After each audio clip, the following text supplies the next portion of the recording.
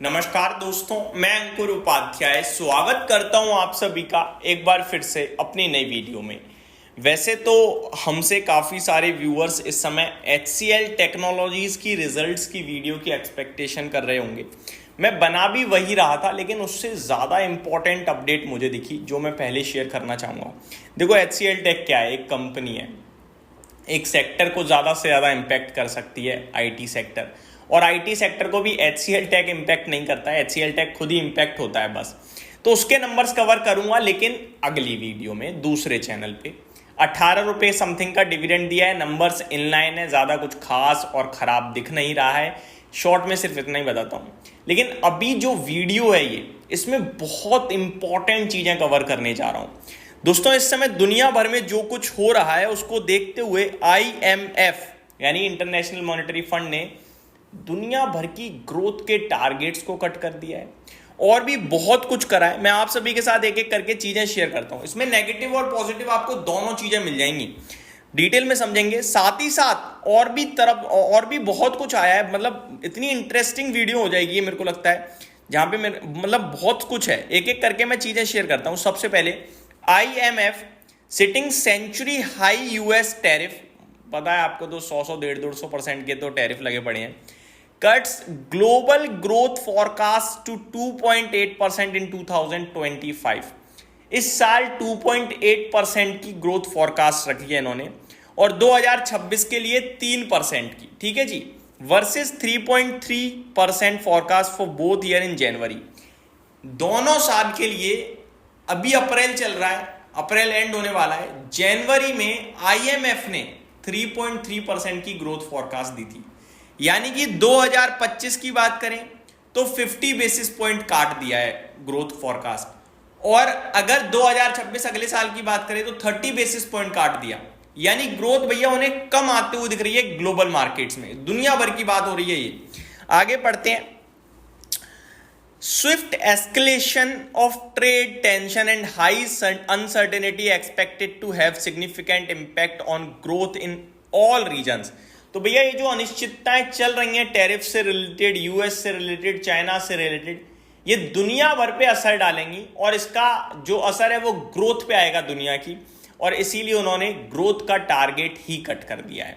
ये नेगेटिव है भाई साहब। आगे, IMF cuts global trade growth forecast by 1.5% to 1.7% in 2025, sees 2.5% growth in 2026। यानी इस साल 1.7% देख रहे हैं और 2.5% अगले साल, ठीक है। ट्रेड ग्रोथ फॉरकास्ट जो है आपस में। आगे देखा जाए 0.8% ड्रॉप फ्रॉम जनवरी आउटलुक, जो जनवरी में दिया था उसके सामने 0.8 यानी 80 बेसिस पॉइंट टारगेट कट कर दिया इसमें भी। आगे देखें, IMF medium term growth forecast unchanged at 3.2%, below historical average of 3.7% during 2000 to 2019। तो मीडियम टर्म जो ग्रोथ फॉरकास्ट है ना, वो 3.2% का रखा है, और पहले भी यही था। लेकिन ये जो एवरेज ग्रोथ होती है उसके मुकाबले कम है। 2000 से लेकर 2019 यानी 19 साल का जो एवरेज ग्रोथ है वो 3.7% है, और अभी इन्होंने 3.2% का रखा हुआ है, तो ये भी अच्छा नहीं है। आगे, IMF कट्स UK, ये पर्टिकुलर जगह पे आ चुके हैं अब हम, UK GDP forecast to plus 1.1% in 2025, previous 1.6%, and to 1.4% in 2026, previous 1.5%। तो भैया इन्होंने पहले के मुकाबले तो यहां भी कट कर दिया है। पहले इन्होंने कहा था 1.6% की ग्रोथ आएगी 2025 में, अब कह रहे हैं 1.1% की आएगी, लेकिन पॉजिटिव है, मतलब ग्रोथ है 1% की, लेकिन है। पहले ये कह रहे थे 2026 में 1.5% की ग्रोथ रहेगी, लेकिन अभी कह रहे हैं 1.4% की रहेगी। IMF raises UK inflation forecast to 3.1%। Inflation का फॉरकास्ट बढ़ा दिया है। पहले कह रहे थे कि 2.4% रहेगा, लेकिन अभी कह रहे हैं 3.1% रहेगा 2025 में। वहीं अगर बात करें 2026 की, तो 2.2% का इन्फ्लेशन देख रहे हैं ये। आगे, IMF revises 2025 China GDP growth estimate to 4% from 4.6% जनवरी।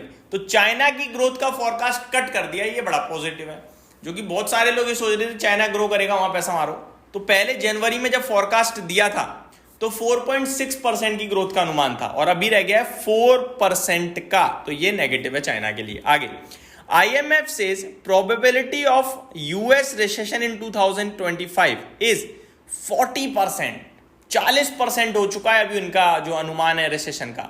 अक्टूबर 2024 में 27% था। तो ये आपको दिख रहा है कि हल्की हल्की जो उम्मीदें हैं या फिर अनुमान है रिसेशन का यूएस में, वो बढ़ता जा रहा है। अभी पिमको की रिपोर्ट मैंने शेयर करी थी, वो भी 45% कहने लगे हैं। एक 300 सीईओ का सर्वे आया, उसमें 62% सीईओ ये कह रहे हैं कि आ रहा है रिसेशन। तो ये सब नेगेटिव है भाई साहब। और बताता हूं आपको, यहीं खत्म नहीं होता है डेटा, मेरे पास बहुत डेटा है दोस्तों आज शेयर करने के लिए। सिटी ग्रुप के chief economist says negative impact of tariff to be felt mainly in the second half of the year. तो अभी हमें लग रहा है टैरिफ तो हो गया, रेसिप्रोकल टैरिफ कुछ तो नहीं हो रहा है, इन्फ्लेशन कंट्रोल में। ये कह रहे हैं सिटी ग्रुप के जो चीफ इकोनॉमिस्ट जो हैं, वो कह रहे हैं इस साल के सेकंड हाफ में आएगा इंपैक्ट। और सच बात भी है, क्योंकि अभी तो यूएस इन्वेंट्री लेके बैठा हुआ है भाई साहब। 2 महीने में जब इन्वेंट्री खत्म होगी तो इन्फ्लेशन दिखेगा। अब माल बिकते ही तो डेटा आ नहीं जाता, 45 दिन का तो साइकिल हो जाता है। 2 महीने का उनके पास इन्वेंट्री है, तो करीब 3.5-4 महीने तो गए आपके, और आपका अप्रैल शुरू हो गया है। अब 4 महीने और यहां से लगा दूं तो आ जाएगा आपका अगस्त। तो फिर ये आपको सेकंड हाफ में ही दिखेगा भाई साहब असली खेल जो है टैरिफ का। आगे IMF now sees 2025 emerging markets and developing economies GDP growth at 3.7% from previous 4.2। भाई साहब इन्होंने सबका कट कर दिया, ये मान लो सबका, इन्हें कहीं ग्रोथ नहीं दिख रही है। भारत का मेरे को दिखा नहीं कि इन्होंने इंडिया पे पर्टिकुलरली कुछ बोला है या नहीं बोला है, लेकिन जहां तक मुझे लगता है जब दुनिया में इतनी सब मंदी या फिर दिक्कतें या टारगेट कट हो रहे हैं, लेकिन भारत अच्छा करेगा ऐसे में। और ये चीजें FIIs को अट्रैक्ट करेंगी, बड़े निवेशक। देखो बड़े निवेशक बैंक में पैसा नहीं रखने वाले भाई। गोल्ड कितना भगाओगे, लाख रुपए पहुंचा दिया आपने। सेंट्रल बैंक दबादब खरीदे जा रहे हैं, दबादब खरीदे जा रहे हैं। ये अनाप शनाप तेजी है भाई साहब।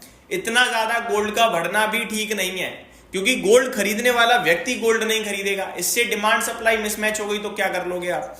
तो मेरे हिसाब से जो ETF बाइंग भगा रही है गोल्ड को, ये थोड़ा रुकेगी आने वाले समय में, बट अभी तो नहीं दिखती रुकते हुए। खैर आने वाले समय में बड़े इन्वेस्टर गोल्ड में कितना खरीदेंगे, ये सवाल उठ जाएगा कुछ समय में। बॉन्ड खरीद नहीं रहे हैं, इक्विटी में ज्यादातर टारगेट कट कर रही है IMF, और इक्विटीज में ज्यादातर सेल ऑफ भी दिख रहा है। किसी कंट्री पे तो भरोसा दिखाएगा कोई ना कोई बड़ा निवेशक, मेरे को लगता है वो शायद भारत ही होगा। तो ये सारी नेगेटिव चीजों के बीच में हमें अपने लिए पॉजिटिव दिख रहा है, क्योंकि टैरिफ का इंपैक्ट आएगा जरूर, उतना नहीं आएगा। और भारत ऐसा इकोनॉमी बहुत अच्छा दिखता है मेरे को, और हमारे यहाँ RBI गवर्नर साहब वो भी अच्छा कर रहे हैं, या फिर हमारी टोटल इकोनॉमी वो भी अच्छा करते हुए दिख रही है। इन्फ्लेशन पे अभी तो कंट्रोल में है। तो ये सारी चीजें थी दोस्तों, ये मैंने आपके साथ डिस्कस करी। उम्मीद करता हूँ डेटा पसंद आया होगा। Thank you so much for watching this video. Have a great day guys.